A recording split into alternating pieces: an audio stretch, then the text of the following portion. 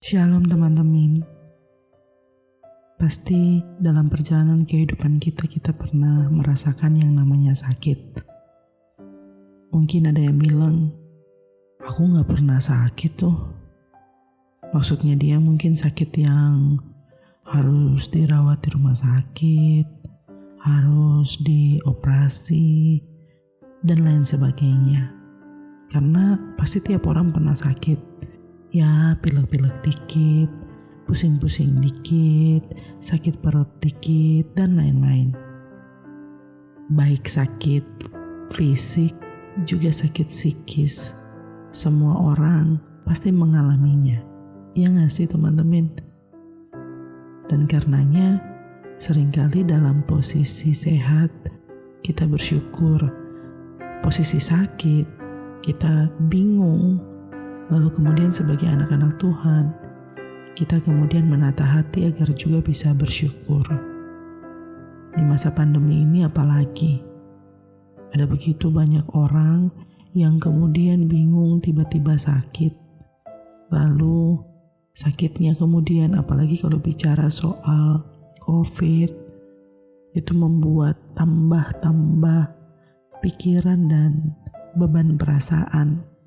Karena reaksi diri kita, juga lingkungan di sekitar kita pasti berbeda akibat penyakit yang kita gak tahu pasti dia bekerja di diri kita atau tubuh kita itu seperti apa. Apakah biasa-biasa saja ataukah memperburuk kondisi diri.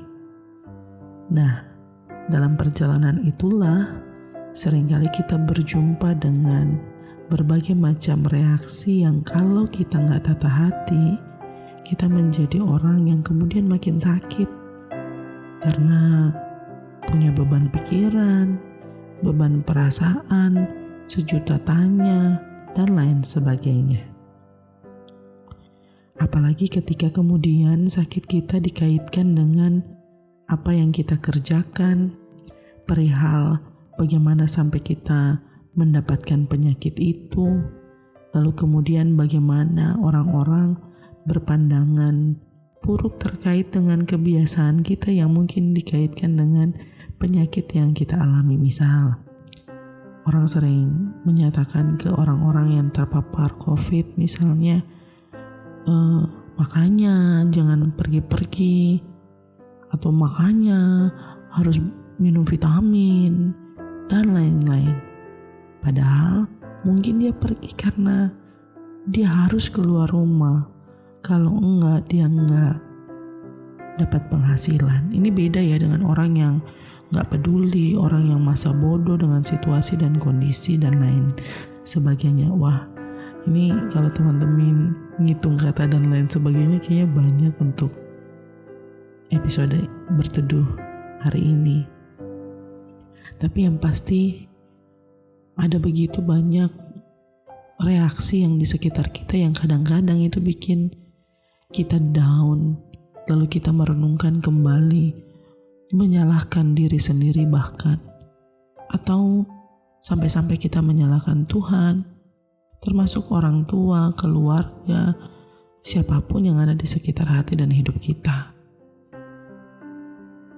Bicara soal sakit, beberapa waktu belakangan ini aku divonis mengidap satu penyakit.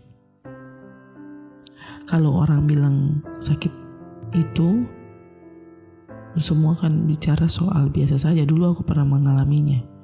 Oh, enggak apa-apa, itu nanti ditindak atau mungkin minum obat bisa sembuh. Ya, tiap penyakit pasti bisa sembuh jika Tuhan berkenan seturut dengan cara waktu dan kehendaknya. Ada yang sembuhnya sehat fisik, sehat psikis, lalu bisa melanjutkan kehidupan. Ada yang sembuhnya melalui jalan kematian, dan itu kesembuhan, pemulihan yang Tuhan berikan. Tapi lagi-lagi kalau kita yang mengalami sakit itu rasanya lemas, bingung. Saya pertama divonis pun bingung. Bingung mau bertanya apa, bingung mau melakukan apa, bingung juga dengan reaksi orang-orang di sekitar. Bukan karena nggak suka dengan reaksinya. Justru saya beruntung punya dan diberkati punya orang-orang yang setia, yang bahkan memberi diri, waktu, segala yang mereka punya untuk mendampingi. Tapi bisa jadi dalam situasi kayak gini kita bertanya-tanya apa yang salah ya. Sama seperti kalau teman-teman baca Yohanes pasal 9, Injil menurut Yohanes pasal 9, ketika Yesus kemudian pada akhirnya menyembuhkan seorang yang buta. Waktu dia lewat, dia melihat orang yang buta sejak lahirnya. Murid-murid kemudian bertanya, jadi siapa yang bikin dosa? Orang ini sendiri atau orang tuanya sehingga ia dilahirkan buta? Nah, ini yang menarik.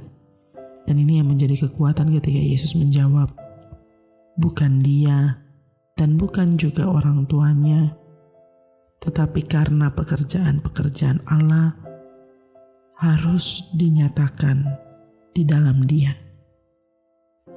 Sebelum istirahat teman-teman, siapapun kita yang dalam keadaan sakit, atau kita yang sedang mendampingi orang yang sakit, atau kemudian kita melihat berbagai macam peristiwa yang menyakitkan, ingat ini, ingat, apalagi kalau teman-teman sedang dalam keadaan sakit, ingatlah bahwa Tuhan bilang, karena pekerjaan-pekerjaan Allah harus dinyatakan di dalam Dia. Semua peristiwa termasuk sakit penyakit itu hadir dalam hidup kita, supaya pekerjaan-pekerjaan Allah dinyatakan di dalam kita.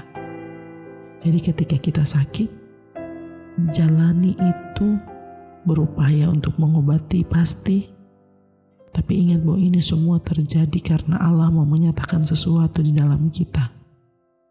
Dan karenanya kalau sudah sembuh, dipulihkan Tuhan, mari nyatakan kasih dan kemurahan Allah dalam seluruh perjalanan kehidupan kita. Jangan waktu sakit ingat Tuhan, pas sudah sehat lupa sama Tuhan yang menganugerahkan kehidupan bagi kita. Selamat beristirahat teman-teman. Percayalah bahwa segala sesuatu terjadi karena Tuhan ingin Ia dimuliakan. Karena itu reaksi orang di sekitar kita memang penting, tapi reaksi kita atas diri kita juga lebih penting.